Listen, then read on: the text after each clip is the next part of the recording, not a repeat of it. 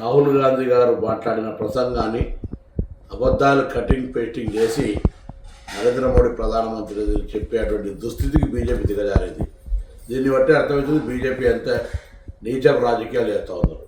మొదటి దశ పోలింగ్ తర్వాత ప్రధానమంత్రి స్థాయిని దిగజార్చి ఆస్తులన్నీ ముస్లింలకు వస్తారని, అర్బన్ టెర్రరిజం వస్తుందని, హనుమాన్ చాలీసా చదవాలని, అదేవిధంగా మంగళసూత్రాలు నింపుతారు, ఇండ్ల గుంజుకుంటారని చెప్పినటువంటి ప్రధానమంత్రి ఇలా రాహుల్ గాంధీ గారు మాట్లాడినటువంటి మాటల్ని పేస్టింగ్ చేసి దాన్ని పబ్లిసిటీ చేస్తారంటే బీజేపీ యొక్క దౌర్భాగ్య పరిస్థితి.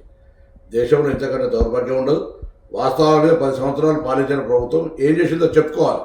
అది చెప్పుకోలేక ఇటువంటి అబద్ధాలను ప్రచారం చేసే ప్రయత్నం చేస్తుంది. ఇది దురదృష్టకరం. దీన్ని ప్రజలు గమనించాలని తెలంగాణ కాంగ్రెస్ పక్షాన్ని కోరుతాం.